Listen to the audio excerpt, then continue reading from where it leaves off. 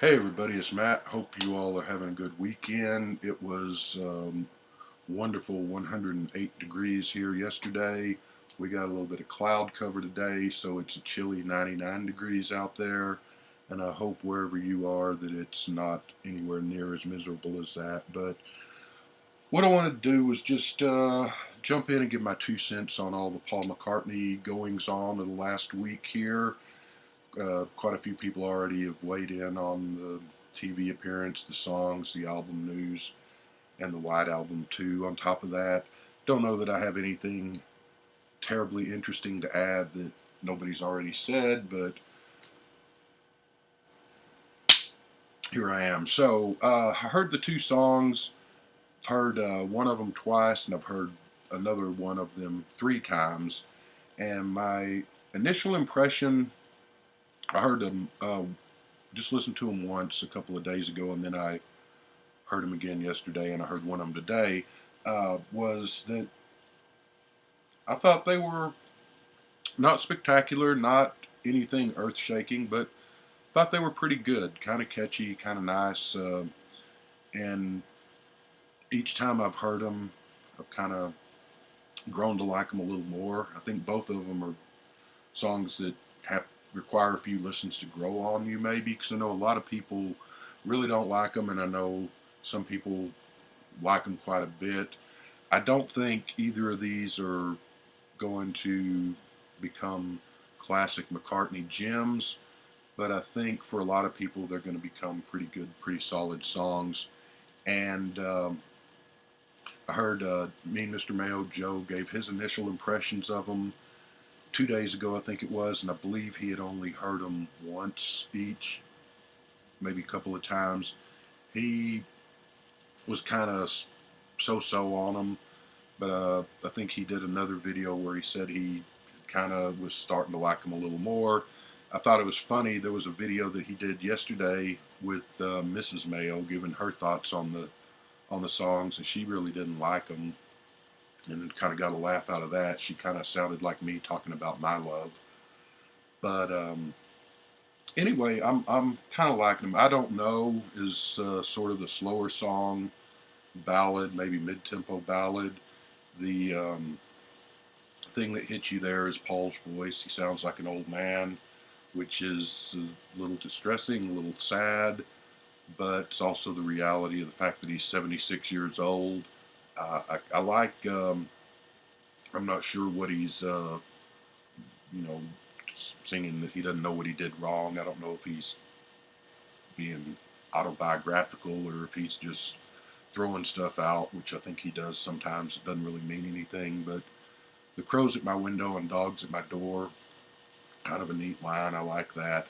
I've only heard that one twice, but I think that it's it's a grower. I think I'm going to like it more as time goes on. The other one, Come On To Me, which is the more up-tempo rocker, I like that quite a bit the first time. I'm trying to remember how it goes now, but I mean the end part where he does the, I can't remember what he does, but the dup dup dup stuff. I like that quite a bit. So I think it's a cool, fun little song, and may not end up being may end up being better stuff on the album. We'll see in September. But for the first 2 songs off of there, I'm pretty happy with them. I like them. Like I said, it's neither one's a masterpiece in my opinion right now, and neither's one of his represents his best work, but pretty solid, pretty good. I wish he would have put it out in a 45 with a picture sleeve like in the old days, but apparently the only way you can get it is on download, or just go to YouTube and listen to it. It's all over the internet, so it's easy enough to find and hear. But so yeah, looking forward to the album. I don't know if anyone else has noticed this or not, but one cool thing, I went to Amazon to see if it was already available, and it is. And it is the #1 bestseller on Amazon right now, which is cool. I don't know if with New and his other recent albums, if they were #1 sellers on Amazon or not. I didn't really pay attention. I ordered New off of there, and I ordered the classical Oceans Ocean's 11 or whatever that's called. I ordered that off Amazon back when those came out new, and I don't remember. But anyway, so it's kind of cool that it's not Billboard charts, but it's bestseller on Amazon. And of course, Sergeant Pepper was the bestseller around about this time last year too. So that's neat. And the other thing I noticed was it was available on CD and MP3, and then it says vinyl. Kind of funny because it has the CD price and the MP3 price, and for vinyl you got to click on it to see what it costs. And then below that, I noticed a second listing for the same album that said special limited edition vinyl. And that was $39.95, a ridiculous price. Record should be like 10 or 15 bucks, but that's neither here nor there. But so $40 for the special limited edition. So I went and I clicked on the regular vinyl, and that's $35. And the regular vinyl edition says double album, 180 grams with 16 songs. The super double secret special limited edition album says all of that, but it says it comes with a unique trifold sleeve. And as far as if there's anything else, extra music or whatever, I don't know. But I just went ahead. It's $5 difference. The regular one was $34 or whatever.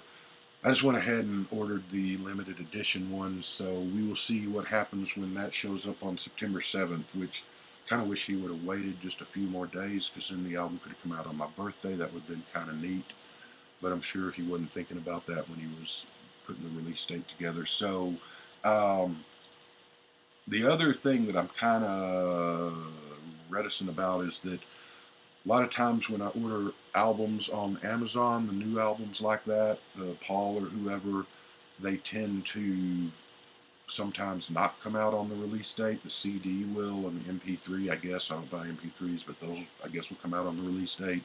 But a lot of times the album won't actually come out for 2, 3, 4 weeks later. So I'm hoping that this one actually does come out on September 7th, because I just ordered the album on vinyl. I didn't order the CD. But we'll see what happens there. I'm looking forward to seeing it. People have talked about the cover. I think there's some mixed reaction there too. I think it's kind of cool. I like the ram or the goat with the horns that go all the way around, and some of it's kind of neat looking. The first time I saw it, I was kind of but the more I look at it on the little JPEG on the internet, the more it's kind of growing on me. Some people say it looks like George's Gone Troppo album cover quite a bit. I think that's kind of does, and also think it looks like the Talking Heads album that came out in 1985, Little Creatures. Resembles that cover just a little bit. That's the album with We're on the Road to Nowhere, and She Was. So yeah, the James Corden TV show, and I have no idea who that guy is until there was all over the news that him and Paul were running around in Liverpool, and this car karaoke, or I don't think that's what his show's called, but whatever it is, was going to be on. I don't know if he's on American TV or British TV or whatever. I'm thinking he's one of those late night talk show host guys. I used to love Johnny Carson and Letterman, and past Letterman, I never had any interest in any of those guys because I just never could get into Conan or Jay Leno or Jimmy Kimmel or any of those. So maybe he's on American TV. I don't know. I haven't watched late night talk shows in forever. But anyway, I saw that on this morning, and very good, very touching, very a lot of fun, and enjoyed that. Paul going around to his house in Penny Lane and the barbershop with the lady in the barbershop, and showing up in the pub to play several songs for everybody there. And I thought it was really neat when he was in his house and they looked out the window and there's like 100 people standing out in the street, and the part where the James Corden guy is talking about his grandfather, and kind of teared up a little bit there, I gotta admit. So thought that was a lot of fun.